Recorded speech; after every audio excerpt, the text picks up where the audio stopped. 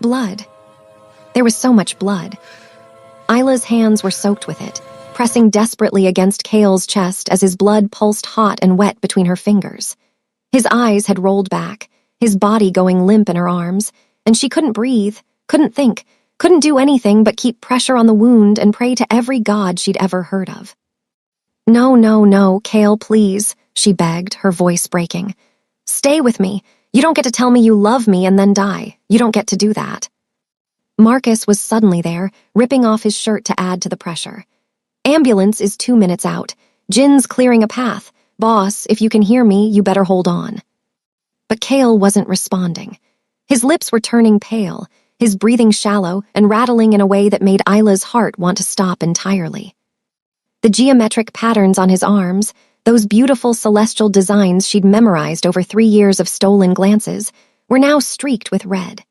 It felt wrong, sacrilegious somehow, like watching art being destroyed. Why did you do that? Isla whispered, tears streaming down her face, mixing with his blood on her hands. Why did you jump in front of me? But she knew why. It was the same reason he'd been willing to trade his entire empire for her life. The same reason he'd stormed a warehouse full of armed men. The same reason he'd kept her at arm's length for 3 years, terrified that getting too close would put her in danger. He loved her, completely, devastatingly, dangerously. And now he might die because of it. The ambulance arrived in a chaos of sirens and flashing lights. Paramedics swarmed them, pushing Isla gently but firmly aside as they worked on Cale. She watched, numb and shaking, as they cut away his blood-soaked shirt, attached monitors, started an IV. Single gunshot wound to the upper left chest, one of them said. Pulse is weak, BP dropping. We need to move now. They loaded him onto a stretcher. Isla tried to follow, but a paramedic stopped her. Are you injured? She looked down at herself, at the blood covering her dress, her hands, her arms. None of it was hers. No, I need to go with him. Family only in the ambulance. I'm his secretary, she said, and the word felt inadequate, felt like a lie because she was so much more than that now. Then you'll have to follow in a car. Marcus took her arm. Come on, I'll drive. Jin, stay here and deal with the police. Yuna, meet us at Seoul Medical Center. The drive to the hospital was a blur. Isla sat in the passenger seat, staring at her blood-covered hands, replaying those final moments over and over. The look on Dee's face, that twisted satisfaction. The way Cale had moved without hesitation, putting himself between her and the bullet. The sound of the gunshot, so loud it had made her ears ring. He's going to make it, Marcus said, though his voice was tight with his own fear. Boss is too stubborn to die, you'll see. But Isla couldn't speak, couldn't offer false reassurances, because all she could think about was what Dee had said. About Cale's real name. About a fire a brother left behind, a past that had been hidden. Who was Cale Kang? Or Hyun Woo, apparently. Who was the man she'd fallen in love with? They arrived at the hospital to find Cale had already been rushed into emergency surgery. A nurse directed them to a waiting area, sterile and cold with fluorescent lights that made everything feel even more surreal. Yuna arrived minutes later, her purple hair disheveled, her laptop bag clutched to her chest. Any news? Surgery, Marcus said. That's all we know. They settled in to wait. Minutes crawled by like hours. Isla sat there, still covered in blood, still shaking, unable to process everything that had happened in the span of a few hours. Finally, she spoke. Who is Dee? Marcus and Yuna exchanged glances. You need to hear that from Boss, Marcus said carefully. He might not wake up to tell me, Isla shot back, her voice sharper than she intended. Marcus, please, I need to understand. I need to know who I'm sitting here praying for. Another long silence. Then Marcus sighed, running a hand over his face. Fine, but this doesn't leave this room, and if Boss pulls through, he gets to fill in the details himself. Understood. Isla nodded. Cale wasn't always Cale, Marcus began. 20 years ago, he was Kim Hyun-woo, youngest son of a low-level gang enforcer in Busan. His father was a drunk and a gambler. His mother died when he was 10.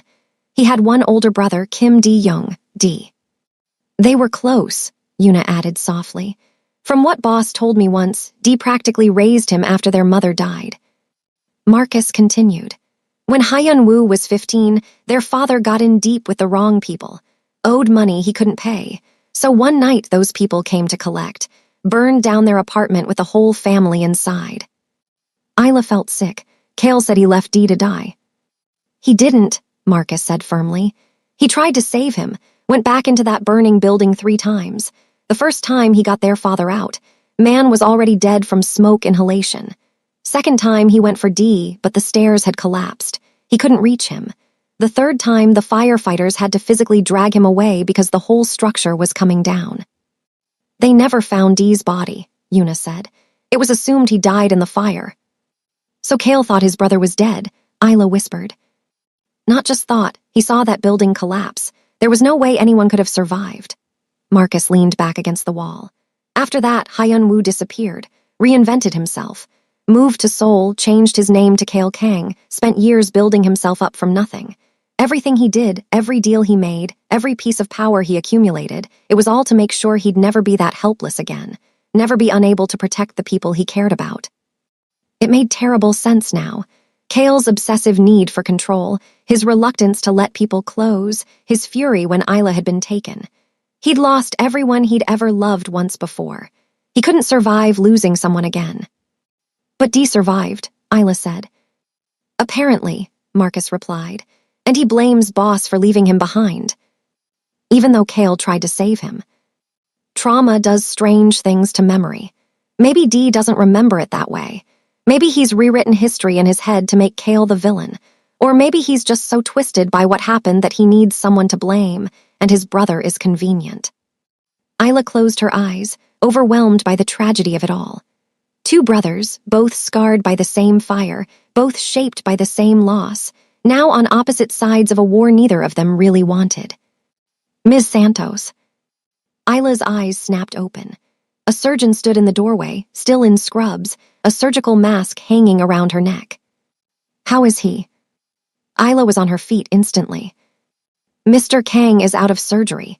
The bullet missed his heart by centimeters, but it did significant damage to his left lung. We've repaired what we could, but the next 24 hours are critical.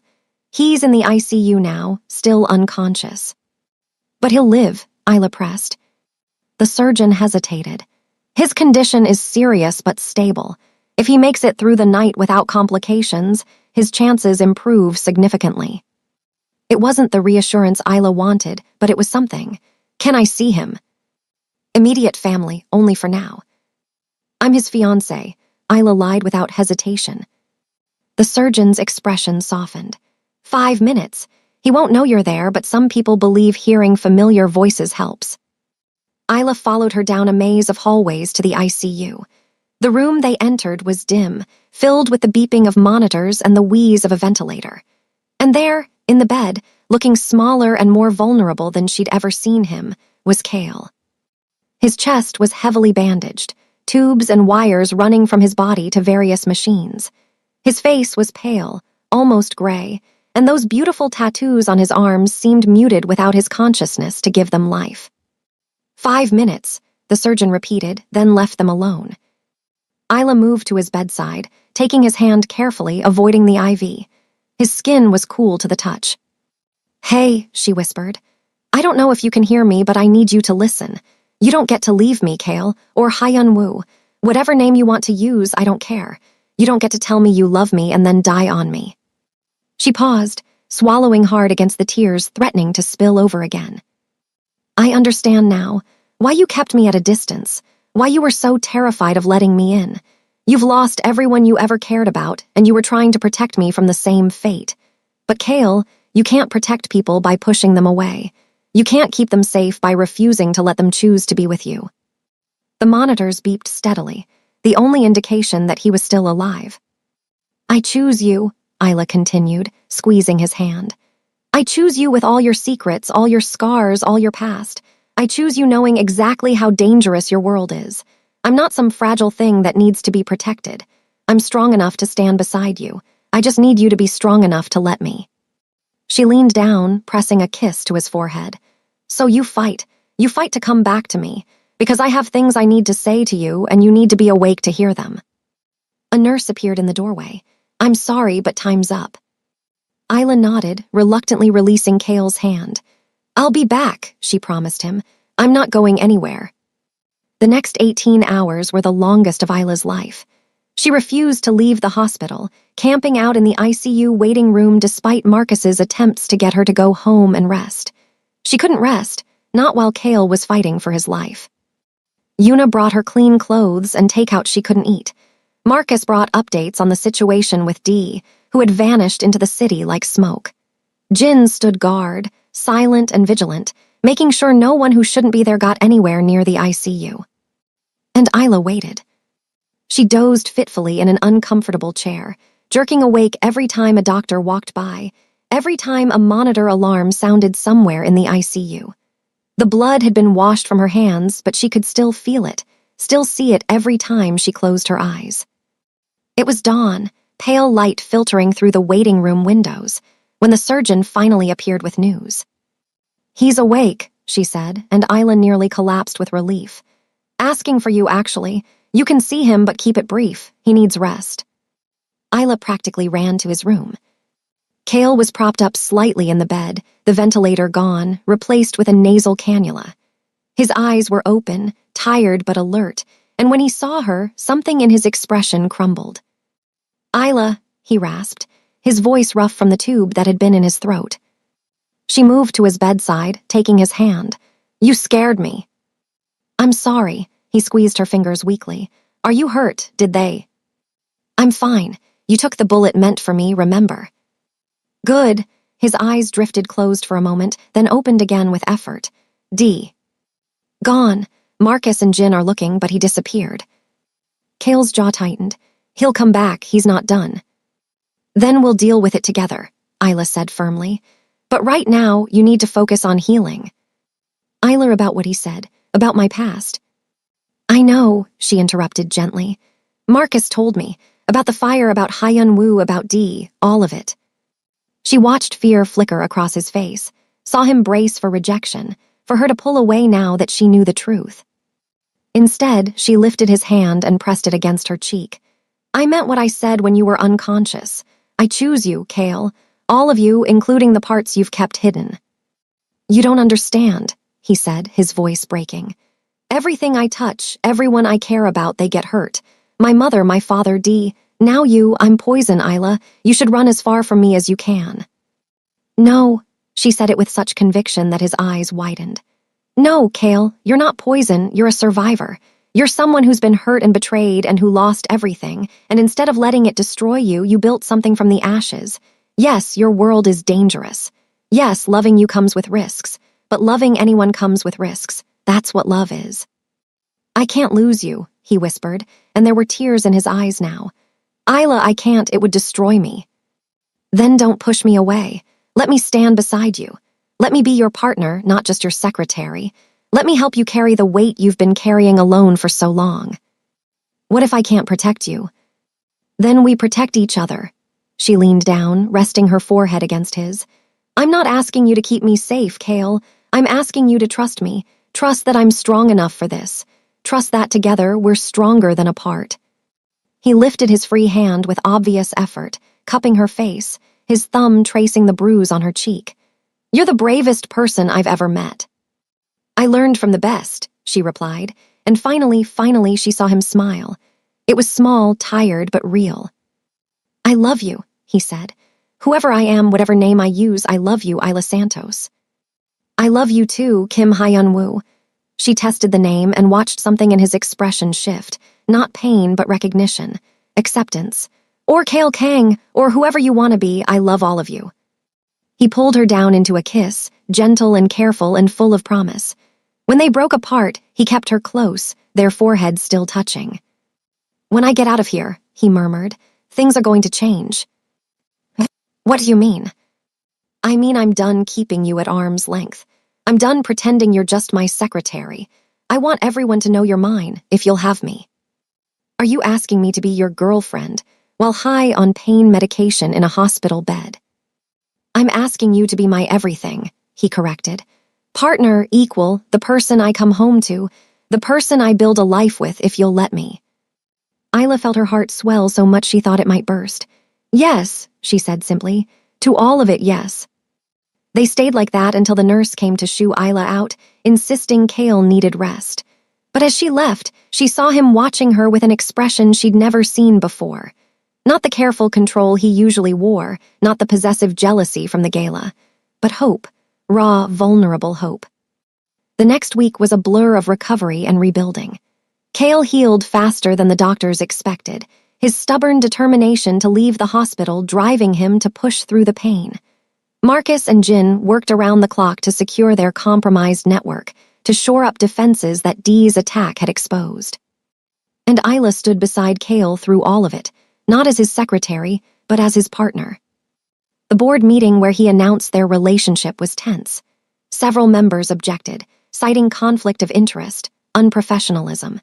Cale had listened to their concerns with that icy calm he was famous for, then said simply, "Ms. Santos has earned her place at this table through 3 years of exemplary work.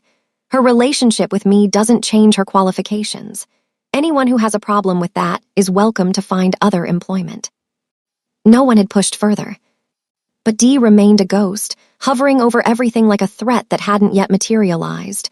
They knew he was out there, planning, waiting. The question was when he would strike, not if. The answer came 2 weeks after Cale was released from the hospital. Isla was in Cale's penthouse, her penthouse now too, since she'd officially moved in. She was reviewing contracts when her phone buzzed with a message from an unknown number. "Roof, come alone, or I start killing his people one by one." Her blood ran cold. She knew who it was. She should have told Cale, should have called Marcus or Jin, but the message had been clear. Come alone. And she'd meant what she said about being strong enough for this world, about protecting each other. She left a note on Cale's desk, just in case. Then she took the elevator to the roof. Dee was waiting there, standing at the edge, looking out over Seoul. He'd lost the mask. Without it, the resemblance to Cale was striking. Same sharp features, same dark eyes. But where Cale's face carried the weight of responsibility and hard-won wisdom, Dee showed only bitterness. "Ms. Santos," he said without turning, "thank you for coming." "What do you want, Dee?" "To talk, to understand." He finally looked at her. "My brother, does he love you?" "Yes." "Enough to die for you, apparently." Dee's laugh was hollow. "That must be nice, to be loved like that." "He loved you too," Isla said carefully. "He tried to save you from that fire. He thought you were dead." "He left me," Dee said, his voice rising. "I was trapped, burning, screaming for him, and he left." "He tried 3 times to reach you. The building collapsed." "Did he tell you that? Or did his loyal dogs?" Dee moved toward her. "You weren't there, Miss Santos. You didn't hear me calling for him. You didn't feel what it was like to realize your own brother chose to save himself instead of you." "That's not what happened." "Then what did happen?" Dee demanded. "Because the way I remember it, I woke up in a hospital 3 months later with degree burns covering half my body and no family to claim me. I spent 5 years in juvie because they thought I'd started the fire.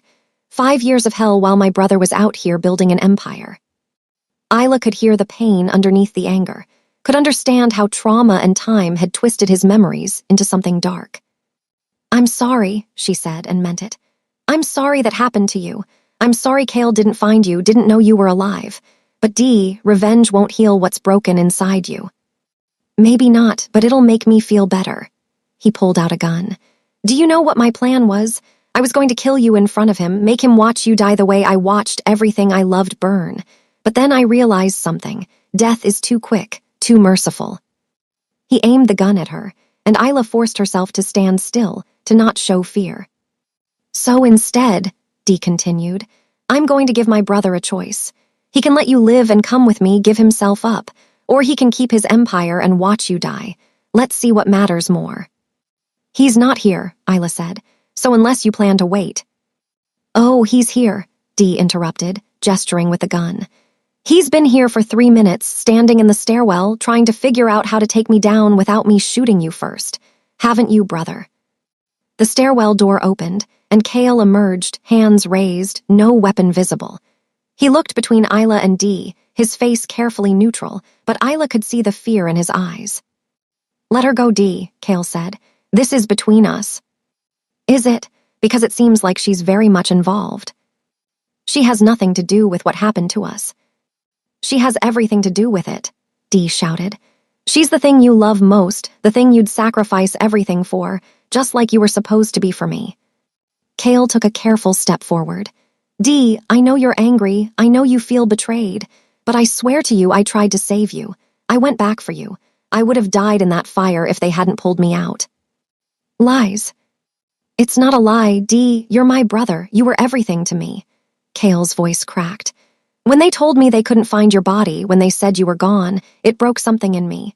I've lived with that guilt every single day for 20 years. If that's true, then why didn't you look for me? Why didn't you find me?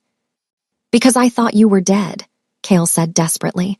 Dee, if I had known, if I had any idea you were alive, I would have torn this country apart to find you. For the first time, Isla saw uncertainty flicker across Dee's face.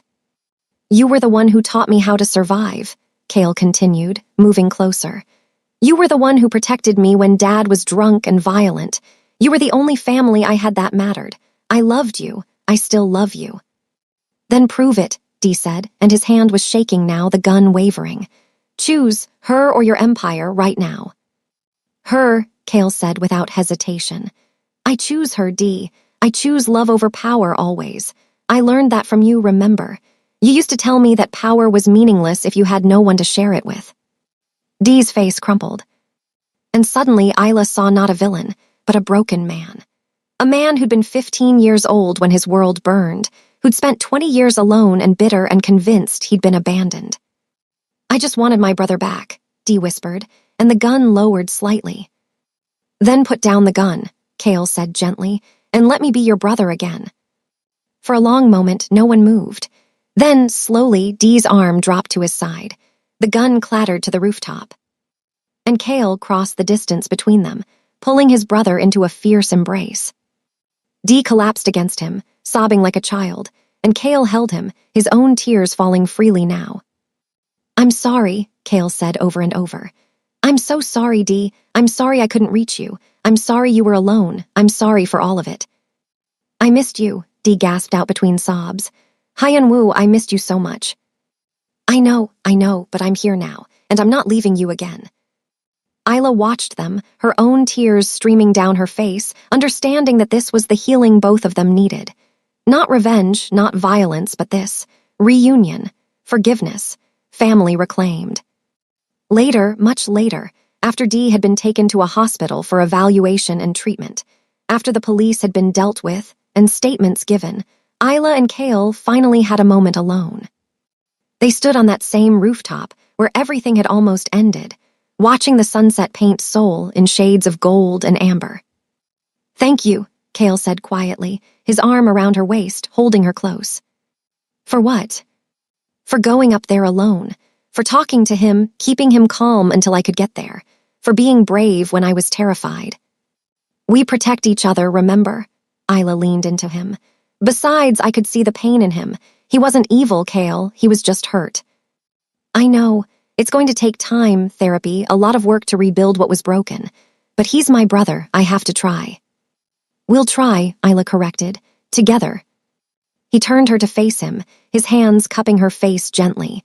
The bruise on her cheek had faded to a pale yellow, almost gone. I told you you're mine, he said, echoing those words from what felt like a lifetime ago. And I told you that you have to let me choose, she replied with a small smile. But yes, I'm yours, and you're mine. That's how this works. I love you, Isla Santos. I love you, Kim Hyun-woo. He kissed her then, soft and sweet and full of promise. And as the sun set on Seoul, as the city lit up below them like a constellation of earthbound stars matching the designs on his skin, Isla thought about how far they'd both come. From boss and secretary to partners to lovers. From secrets and distance to honesty and intimacy. From two people afraid to love to two people brave enough to choose it despite the risks. It hadn't been easy. It had been terrifying and painful and dangerous. But it had been worth it. Because standing there in Cale's arms, safe and loved and home, Isla knew one thing with absolute certainty.